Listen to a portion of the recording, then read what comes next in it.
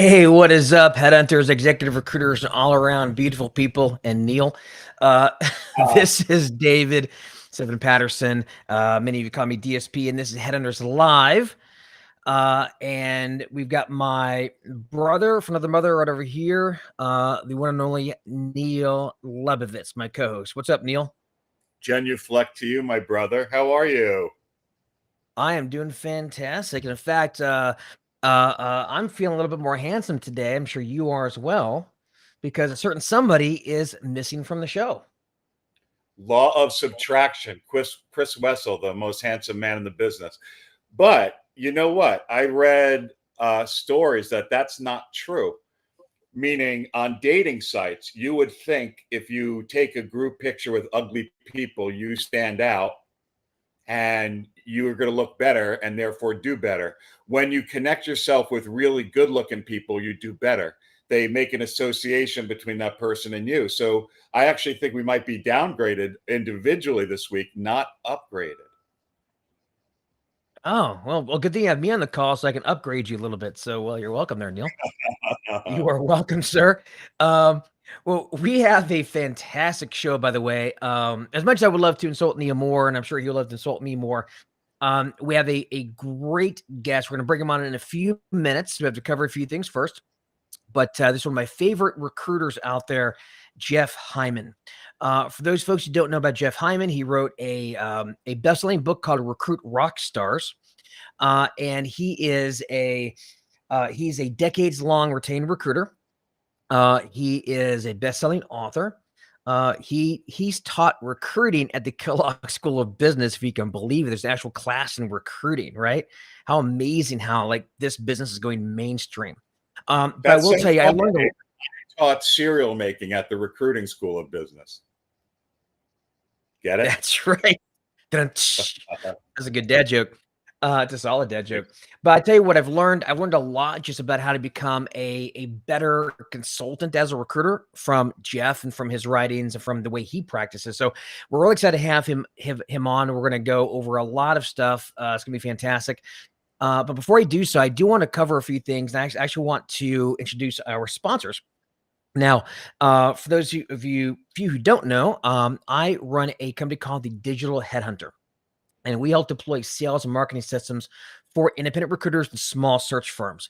And if you're looking to explode your business, particularly in 2025, because I think there's a hiring boom right around the corner, then go to the digitalheadhunter.com/build. Because if you want to build out at a really robust sales and marketing system, but you don't want to have to do it yourself or manage it yourself, go there, watch my 10-minute video on exactly how our offer works. And if you're interested, book a call on that same page and talk to us, and we'll see if we're a fit. And in addition, we're also sponsored by Back Office Staffing Solutions, or BOSS. Back Office is actually Neil's baby. He is the founder. And if you're looking to get into contracting business, in essence, if you want to get out of the feast and famine of closing deal one month and goose egg in the next month, over and over and over again, you want to get some contracting revenue to smooth out your revenue, but you don't want to deal with all the headaches of workers' comp, the taxes, funding payroll, or even just the administration of sending out checks every week to your people. Boss can handle that entire back end for you at a very low rate, probably the best rate, one of the best rates in the business, and probably one of the most robust services like this in the business. So go to backofficenow.com. Check them out. All right. And one last thing as well. Neil and I started a community called the Syndicate, which is kind of like a Narnia-esque sort of like playground for elite recruiters. Completely free. We have free agreements, free contracts, free training. In fact, we have a training tomorrow on the power interview. We have a program called Foundations, and there it's a soup to nuts recruiting course where we are, I think, 4 lessons in. Lesson number 5 is going to be the power interview. That's going to be tomorrow at 1 p.m. Eastern, live in the Syndicate. You can join there. We've got free training, again, agreements, contracts. We have memes. It's a really fun place where you can go and rub elbows with elite recruiters. So go to thesyndicate.chat.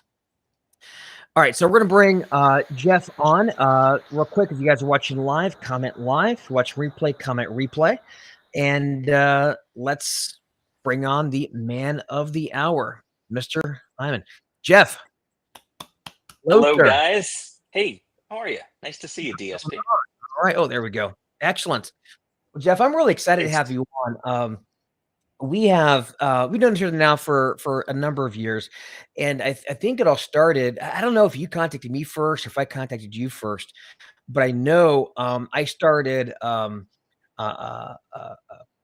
started shilling. I hate to use the word shilling, but I started shilling for your book, Recruit Rockstar, because I read it and I was blown away. And I, oh my gosh, it just makes so much sense. Why didn't anybody write a book like, I mean, there's plenty of recruiting books out there, but I never seen a book that was quite so just step by step by step by step, and it just made sense, right? And so real excited to have you on today. And I'm hoping the folks listening to this, they're going to get a lot of value out of it if they just listen and make sure to take a lot of notes. So welcome, Jeff. I'm thrilled to be on. Like I was telling Neil before we started, that every one of these gray hairs is basically the result of some mistake that I made along the way. After 30 years, I decided to write the book, and it's a business that we make very complex when it doesn't need to be, and so that's what the book was all about. And there's another your brother, Buster. I've never heard that one before, Neil. Buster, I'm sure you've heard that a lot. We are already in the gutter. Bring me right back to the days of summer camp when I was 16. Exactly. Or Mulva, Jeff Mulva. There you go. We could do that all day. Yeah, we can. Well, but we'll move on and grow up. and Neil is taking the role of the color commenter today. For those folks who don't know, like I think I've done a pretty good job introducing you, but just for those who don't know, just tell the audience, who are you, what do you do, and just tell us about yourself. Well, let's see. I'm based in Chicago, although originally from New York, like Neil. I fell into recruiting when I was about 25 years old. This is the kind of industry that no one grows up thinking they're going to be in. And it happened to me in my mid-20s. And I've been fascinated ever since. It's been my life's work, my life's passion, other than family.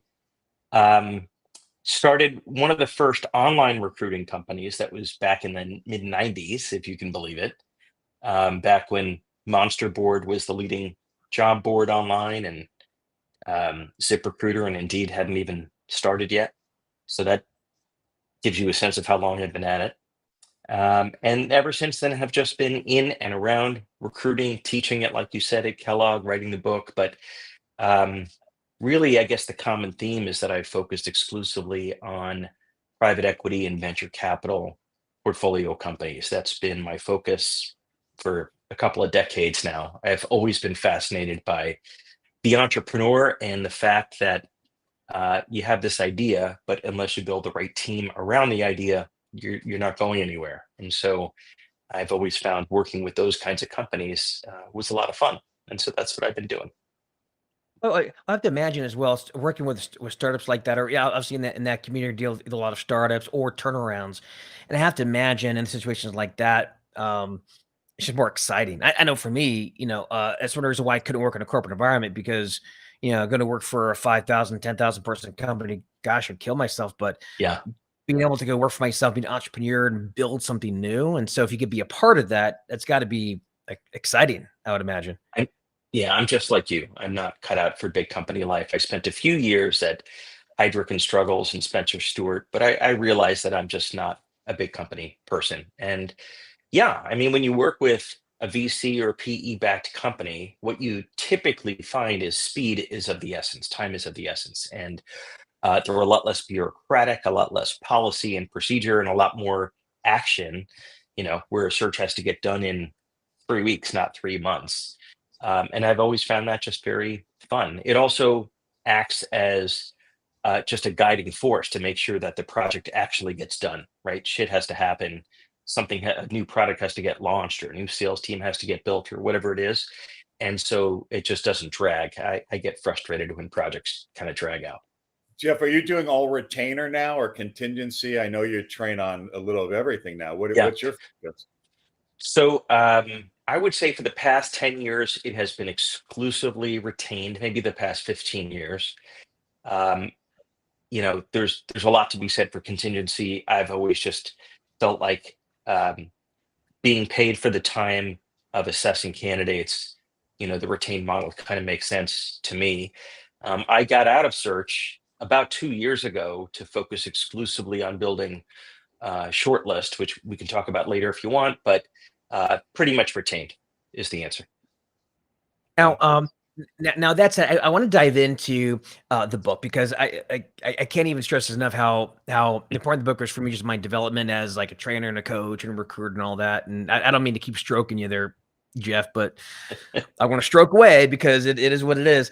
But before I get into all that, I do want to cover this one thing because it's really interesting to me how recruiting has gone mainstream. Because you said when you first got on that you fell into recruiting.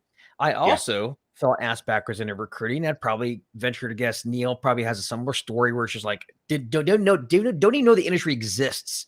I literally applied to an ad my girlfriend at the time found in a newspaper. So it's how old I am. For What's a newspaper? Yeah, crazy, right? She faxed my resume to a company called Labor Ready, which is like What's a a gay labor fax? hall. Man, You really are actually, old, David. real quick, fax thing. I heard this. One of my favorite jokes, my fax jokes, is dubstep sounds like two fax machines having sex. I always thought that was a very, very funny fax joke. I Anyway, get it. I get it. so it's just interesting. You felt ass backwards into recruiting, like we Yeah. all did. Yet you've taught a class on recruiting in the Kellogg School of Business. Tell us about that. Yeah. That's Well, I fell crazy. into that too. Oh, really? I Okay. had I had gone to Kellogg for my master's, and um, once I decided to write the book, which, by the way, and I appreciate your kind words, but I'm not in it to shill a book. I'm happy to give it to anyone that wants it. I can give a link later if you want, where people can just get a free copy. David, let's hand that to the syndicate. Oh yeah. No, Okay. You got it. For real. Great. Yep. Good idea. Putting a book together, which is why I've only done it once, because I would never do it again. It's that painful. It kind of forced me to really think through all these mistakes I had made all over the years, and what I would do differently, what I would recommend or teach. And that's when Kellogg kind of came together, because it had forced me to kind of basically put a curriculum together. And so I was fortunate enough to introduce it, like you said, as a class on recruiting. Turns out there aren't many classes on recruiting in the US, which is very ironic because, at least in my view, and I'm certainly biased, recruiting is the number one most important thing that a leader does, whether she leads a team or he leads a company or you're a venture investor, it doesn't really matter. But the number one way people learn how to hire is from their previous managers. Typically, their previous managers are terrible at it. And so it's just this osmosis kind of industry. And so, whether it's the book or a class or something, you just can't underestimate how much better you can be if you learn from others' mistakes. It's that kind of industry. Well, You know what's amazing is I got a call, someone I met at an event, and they're over at the University of Oklahoma, of Central Oklahoma, and they want to feature. He does a course on recruiting also, and is leaning towards the move, and a whole curriculum actually. And he wants Boss to be a temporary staffing course that they really put in. But what are the odds? And he just reached out to me today to ask if we would be part of that. That's wild. You should do it. It's really refreshing and rewarding to, work with younger folks. So at the time, most of these were MBA students, so they were 25, 28 years old. Many had never hired someone before. Others, maybe they hired a couple people. And so it's just very liberating to help someone understand what it's like to hire when they've never done it before. If you can think back to that point in your career, you've never made the mistakes, you've never understood, well, how do you hire someone? They've been on the other side of the table as a candidate, but never this side. And so it was a lot of fun. So you should definitely do it, Neil. Yeah, it sounds awesome. Well, I will say, but Neil, but the only thing I worry about Neil though is, being on, if he decides to teach at a college campus, I just don't want him to get in trouble, for inappropriate behavior. No one Mr. Lebovitz and his sordid I have history. my I'm just kidding. stories at Penn State, I'm just sure. kidding. But so here's what I got from your book, Jeff. And first off, everybody go get his book, whether you buy it. In fact, I know if you go to recruitrockstars.com, you can also, I believe there's a pop-up that comes up. There's a funnel you can go through to get the book for free. Yeah, or just go to recruitrockstars.com/book. It's totally free. There's no catch. I'm not in it to sell books, so. Well, one thing I will say though is that something your book did for me, and it really kind of made me realize a couple different things, right? And so, first off, how I prospect, because you have a line in the book that says 90% of all business problems are recruiting problems in disguise. Yeah. When you think about it, it really is true. Any business problem out there can probably be solved by the right person at the right time, right? So it's just the timing of the right time and the right talent. And so it changed the way I prospect, because then I started prospecting and reaching out to people, not or teaching, not to just say necessarily ask for business, because everybody does for that, but actually probing for business pains in the customers and the prospects' own language, their own vernacular, showing a deep understanding of their business, and then from there be able to lead them to how you can solve that specific business pain through talent. That's one. But secondly, most recruiters out there are basically resume brokers, resume pushers, right? They're not really, they ask your average recruiter, hey, how do you scorecard? Score touchdown? Like, they have no idea. What's a scorecard? Right. Yeah. But so there's a part of, in fact, even in some of my programs, I have a lesson called Becoming a Master Talent Craftsman, which is a primer on how to basically how talent, like how to scorecard, how to do this. And so how to create an employer value proposition, how to onboard. And if you learn those basic things, now you become more valuable to your clients, or even just your prospects who don't have a client yet, because now you can actually help them with their own recruiting processes and come from a position of authority instead of just being a resume pusher. Right. So those are the two main things I got. Well, I should say a third, actually, if I really think about it. Those are two main things. And third, and this is why I think people should pick up this book. The third is that if you want to work on retained work, but you want to have it be an actual valuable service for your clients, and not just you've got to buy my time because I'm super busy, and like I've never really liked that style of selling retainer to a client who wants to do contingency. But if you can say, well, actually for contingency, we'll do this, but for engage retain, we're going to do this, and you start incorporating some of these that we learned in your book, the scorecarding and this, and all these things. It provides a lot more value, and it actually justifies the retainer. So that's why I think it's important. But anyway, I don't want to keep going on. I want to have you talk. I just want to put that out. I'll add one thing, David. I'll add one thing, which is, as AI becomes more sophisticated, which is inevitable, the days of resume pushing are going to be in the rear view mirror. It's not going to work anymore. Companies will not pay for it because it doesn't create value. What does create value, to your point, is being a consultant. And that starts with, what are the business problems to be solved? Is it we don't have the right person? Is it we have the wrong person in the wrong seat? Is it the compensation plan design is wrong because that drives behaviors? Is it a culture problem? Is it an org design problem? I am convinced that 90% of these, problems are people problems of one sort or another. It doesn't always mean there's a search to be filled today, but if you can position yourself as the consultant, as the trusted authority, when the time does come to hire someone, you're going to be their first call. Jeff, what's like an executive summary? In essence, what would you say from the full book are the most salient points that you would want to leave the audience with? While you're thinking of that, Jeff, I will say this. By the way, salient is one of Neil's words of the day. Oh, is that a word of the day? Okay. That out, if I had to pick one thing, the number one way that people assess candidates, whether it's recruiters, employers, doesn't matter, are interviews. Pretty obvious statement, right? It's by far and away the number one way. And by the way, most interviews are pretty poor. They're not planned out. They're not thought through in advance. The number one question is, so tell me about yourself, which is a useless question in and of itself.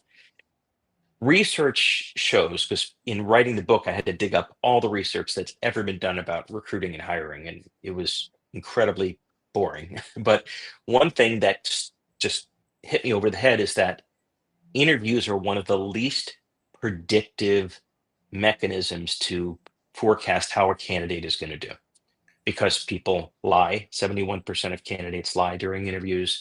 A lot of people are just good talkers, but not good at doing, et cetera, et cetera. That's why temp to perm that I espouse all the time, not to plug boss, but why putting someone in as a temp blows away an interview. I say that all the time. It's the best interview you can have. Interviews don't matter. Totally. It's unfortunately, until AI solves the whole enchilada, we all have to interview, but you can make those interviews a lot better. But here's to come back to your question, if I had to leave one thing. The number one best predictor is something that I call the test drive. Other people call it a work project, sample coding, whatever. It's not an interview. It is a well-designed exercise that a finalist candidate will go through or produce. And by the way, pay them if you have to. That will show you their actual work product. And that is the number one best predictor, according to research. But 91% of companies don't do it. The working interview is what a lot of people call it, right? On the staffing side. That's right. And so about 10 years ago, I began requiring it as part of my process. If a client doesn't agree, then I don't take on the search, because I'm on the hook for a year replacement guarantee. I don't want them hiring the wrong person. I've seen too many cases where they hire the best interviewer who becomes not the best employee.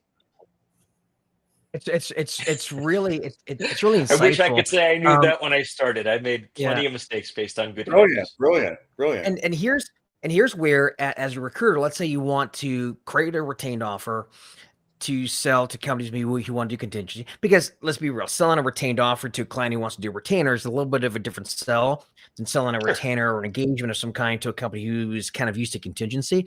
But one of the big value adds is helping them design a test drive or work an interview scenario. Because if you work in IT, I used to recruit SAP. If you recruit in sales or product management, there's going to be different types of working interviews. And because you're an expert in your particular niche, you should be able to guide them if they just don't know what to do or how to do it. And that's a big piece of it, being able to, again, that's that advisory role, right? Yep. Just like helping a client create a scorecard, how they're going to assess candidates against each other. Helping the client to design a compensation plan, which sounds obvious, but in roles where variable comp is a meaningful piece, there's a lot of different ways you can structure it. And comp design drives behavior, right? Show me the comp plan and I'll tell you the behavior that you're going to get. And a lot of clients don't know how to design a comp plan appropriately. So to your point, David, there's a lot of points along the spectrum that if you become that advisor to your client, whether it's on this search or a future search, you are creating value, and that's going to differentiate you from all these resume pushers who I believe AI is going to put out of work. Well, so there's one thing I want to go over with you or ask you about. You had a different take on culture fit in your book than what most people do, right? You called it DNA. And it was interesting your take on it, and after reading it, it really struck me. It really made a lot of sense. So for recruiters out there who are trying to also make sure they match the culture fit or make a fit in terms of the culture of the client and their candidate, but that was a little awkward. But for those folks, like, could you explain what you mean by a DNA match versus a culture match, and how to define that, and how to well, yeah, I'll let you go. But anyway, if you can describe that for the audience. Yeah, sure. Culture fit is, in my view, a very misused phrase and often abused. It's often meant to help identify someone who's going to fit in here, who's like us, which of course leads to a lack of diversity, which, as we all know, is not a good thing in business for so many reasons, not the least of which is data shows that more diverse companies do better financial results. So despite that, I've had countless clients that always look for culture fit. And I tried to understand, how do you assess someone for culture fit? It's actually quite impossible. I found this concept of DNA to be much more actionable because I can identify what is the DNA of your company. We can actually articulate those things, not the bullshit values that are on the wall, not some set of aspirations, but the actual DNA of the place. And if you have a group of 5 people at a startup or 5,000 people at a sizable company, you've got a DNA. But unless you articulate what that is, you can't then assess candidates to see if they share that DNA. Why is that important? Because if a candidate has the right skills and experience, but is not a DNA match, the body will reject the bad cell, right? They'll get the job, they'll start, but inevitably it's not going to work out and they will either quit or the company will invite them to quit. So you need to have both pieces, the skills and the competencies and the DNA match. And so the book goes through that exercise of how do you define DNA? How do you assess a candidate for DNA? And back to Neil's question before, DNA is far more predictive than where they went to school, what companies they've worked for, how old they are, et cetera. What is DNA? DNA is that, and every parent will appreciate this because our kids are all different, even though they came from the same place. Each of us has our own distinct DNA. And psychologists tell us that you're hardwired by age 8. So that is the person you are going to become. Whether you're detail oriented or creative or musical or funny or whatever it may be, great with people, introverted, doesn't matter. So if I can really get my arms around a candidate's core DNA, and I know the companies, I can find that match, that love connection. It feels a lot more natural. They're going to be a lot more successful in that company. When you have to micromanage and babysit an employee, it's because typically their DNA is not a match with the company. It's often not their skills or experience that's missing. It's that DNA match. And so I've learned the hard way to weight DNA 50%. So skills and competencies is 50%, DNA match is 50%. Because I can teach the skills and experience. I can't change the DNA. It's does not change. And most clients, I would say, they look for skills and experience because they think it's a shortcut, right? I'll hire someone from the industry. I'll hire someone from Google. I'll hire someone from Harvard. They're using those as shortcuts for a smart person or whatever it may be. But unless they start with that DNA match, it's almost over before it even begins. And it sounds so much more fun and engaging than doing it the other way, right? So culture fit, yeah. Right? Yeah, that's right. Now, that's right. I do want to add this in there, and let me ask this question. So let's say you've got a company, and at this company you have different departments. You have sales, marketing, IT, engineering. I don't know, the mailroom, all that kind of jazz. Yeah. And I'd venture to guess, right? Or actually, well,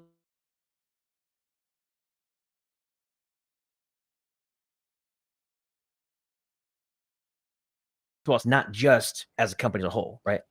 Yeah. What I have found in my experience is that for a smaller company, I don't have a magic number, but let's call it 1,000 people, there is one consistent DNA. When you get to a large company, General Electric, which has many divisions and many locations, yes, you probably are going to have a distinct DNA in each of those business units or functional areas.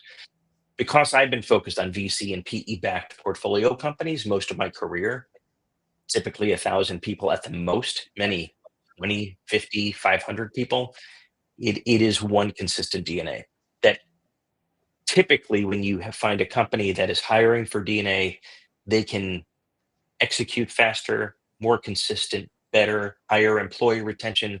There's all these markers that you can just tell. And then I have other clients where it's very clear it's a mishmash. And so at big companies, you may have distinct DNAs.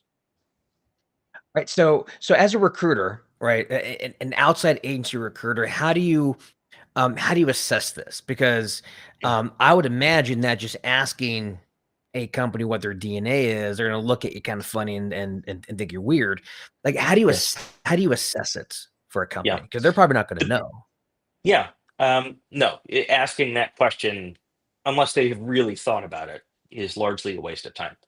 Um, the book goes through an exercise, but the shortcut of it is the essence of it is if we can define what sets apart some of the more successful or most successful people at that company, what do they have in common? It may be Sally from finance, it may be Bob from accounting, it may be Tim from sales, doesn't matter. What do they have in common? And I know this may sound hard to believe, but what I've found is they typically have some common characteristics. They're maniacal about detail, or they move faster than other people, or whatever it is. That is typically a really good starting point of what the DNA is, because the data doesn't lie, right? These are their most successful people.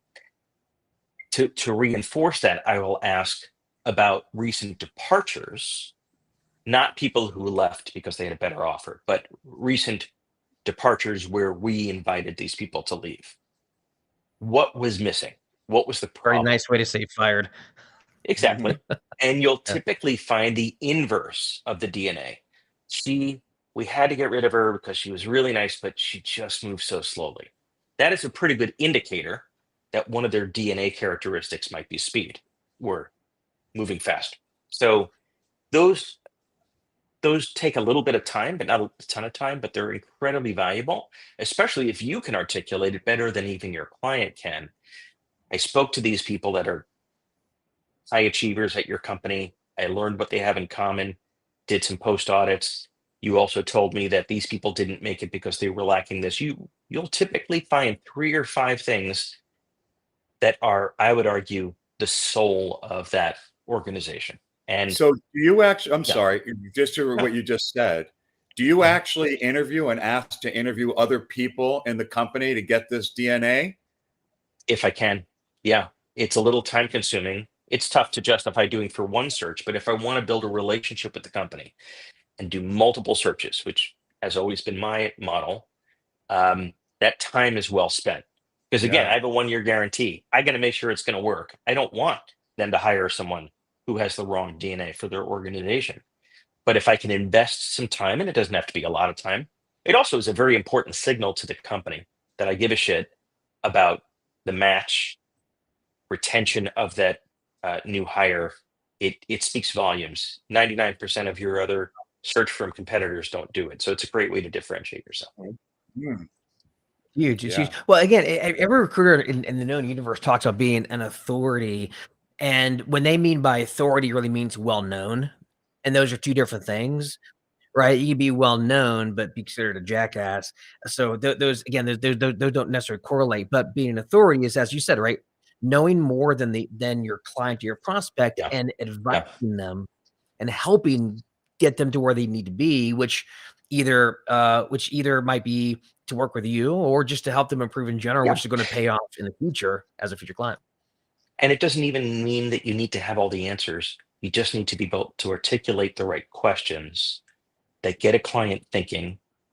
Once the client gets thinking, they're realizing that you are different, that you are thinking more as a business consultant. And second, by asking the nature of asking those questions, you're getting the client to do hopefully some self-reflection to say, I hadn't realized these top performers, we had to get rid of them because of X. Maybe we shouldn't be hiring for that next time, right? They haven't. It's so easy because we all just get so close to something. When you get perspective and someone to be a sounding board, it's incredibly valuable. Yeah, Jeff, There, follow up it's a question. secret to marketing I that just I want to give found let's is that David. if you give people, oh, sorry, Neil. I was just going to say, I want to make sure, just in the interest of time, I'd love to hear about the short list. I know you Oh, alluded to it earlier. I think everyone will be real interested in that. So just want to make sure we have time to cover that. Yeah, yeah, well, I can do okay, let's that. deal with David, it you had one a question? just a moment. Yeah, I do want to just cover one thing, and that's and it comes back down to marketing, and giving those people like those I call them aha moments. Really good marketing. for folks who want to get more business and become more an authority and solidify client relationships, one of the best marketing techniques you'll ever find, bar none, 100%, and I'll fight you if you disagree with me, is giving your clients or prospects aha moments. So they go, oh, huh, that makes sense. I never thought about it that way. Instant authority. It is one of the best marketing techniques out there. The more you can do that, the better. And the most successful way to do that, I think, is becoming a specialist. This is an industry I've been in for 30 years. You could be a generalist 30 years ago. Now it's becoming very hard to be a generalist. The more of a specialist you are, I think not that long ago, you had Scott Love on as a guest, and he talked about becoming, a niche within a niche, right? So not just attorneys, but attorneys in New York who specialize in intellectual property or whatever. Can't be too small a niche because of off limits issues, but you can actually become an authority pretty quickly if you read and follow the trades and meet the right people. And, but if you try to boil the ocean and add value that way, it becomes quite tough. Our session 3 in the syndicate is all about the niche. It's a great session. Anyone watching this that wants to really expand on that, go ahead and take a look. It's hugely niche. important. Niche. Niche. You call it potato, I call it potato. What's the right pronunciation for that? I don't even know. I thought it was niche, but I say depends niche, on where you're from. Whatever. So all right, so let's talk about shortlist because I want to make sure we cover that. It's a really interesting take on the traditional recruiting model, right? So what is shortlist? Yes. So I had mentioned to Neil a few minutes ago that I got out of search a couple of years ago for a lot of reasons. But one of the biggest was that I had this vision and this prediction that, especially with AI, the 2 high value parts of recruiting will continue to be, and will become even more so, building and maintaining the relationship with the client, understanding their business as well as they do, even better, to your point earlier, David, and number 2, assessing candidates, deeply assessing candidates, not only for DNA match, but for skills and competencies. And the book has a lot of ways to do that. What you might notice was missing there is finding the candidates. Let's call that sourcing. I believe that is going to become increasingly automated, increasingly lower value activity.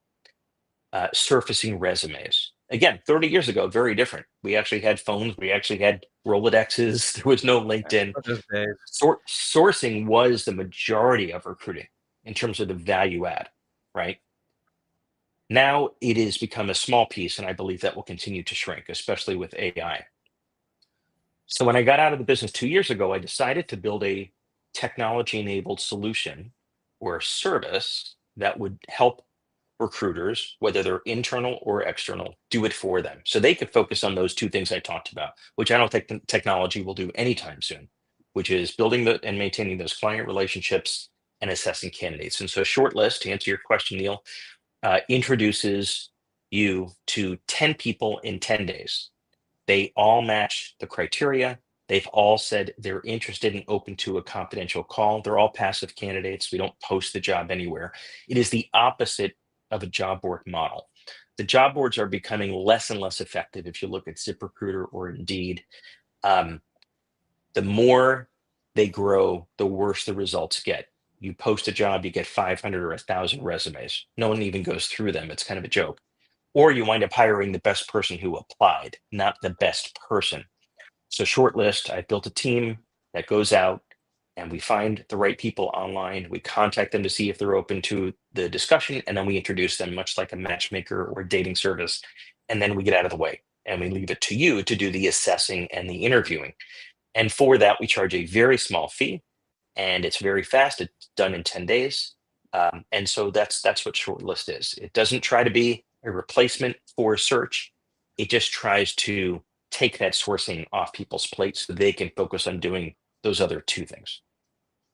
And for recruiters listening to this, you guys who want to dive into more high level search, And there's actually something that recruiters can use. Correct. And imagine you take Absolutely. on Yep. a retained search with an important client, and you within 10 days you've got 10 candidates ready to go. All you have to do is screen them, develop maybe, and winnow that down to maybe a little bit of a smaller short list, and boom, you're Yep. in business. We work with a lot of small search firms and independent folks. When I worked at Hydrock and at Spencer, we had a huge army of sourcers. That was a big part of the company. When you're on your own, we're part of a 3-person or a 10-person firm. You don't have a sourcing team. This is a way to let you offload all that so you can focus on bringing in more searches and solving them faster. And it works really well. So it's on the website, recruitrockstars.com. There's a money back guarantee. If someone's not happy with it, I'm not interested in keeping their money. And we've got about 500 companies now using it. So it's off to a nice start. Actually, Wow. man, And I love it's a focus. steal of what you charge for it. I'm surprised you don't charge more. So, so if you want to really help with that sourcing piece, especially if you're independent, you don't have a sourcing team, and you want to look really good for your brand new retained client that you just happened to land, and you're like, I Yep. got to perform. Go to recruitrockstars.com, and I believe you've got like a contact form on there. It's You right can there get on the more homepage. The other thing that it's good for is small search firms who may specialize in one area, but they've built such credibility and authority with their client that the client asks them to handle a search that maybe they're not as confident in, or they don't know how to find those candidates. Maybe you focus on heads of sales and they ask you to take on a product manager search. This lets you do that. Again, you can focus your skills and time on assessing candidates, not finding them. Reminds me of that scene. I forget what movie it is. It's probably been a few different movies, but the movie where the girl is up on the balcony and the guy's down there with his guitar, and he's got his buddy, and this guy's a total nerd. His buddy, a ladies' man, is in the bushes. Say this, and the guy's like, Oh, he sure. says it, and then woos the girl. Like, it reminds me of that. It's Zero the one Note with might be where the it came. Bergerac. But the Your one with brain. Steve Martin. What was the movie with Steve Martin? Oh, right. Roxanne. It was a Zero Note Roxanne. takeoff. Roxanne. Roxanne's a great movie. Yeah, That was Roxanne's great. a Classic. great movie. I was the Yeah. I was the nerd.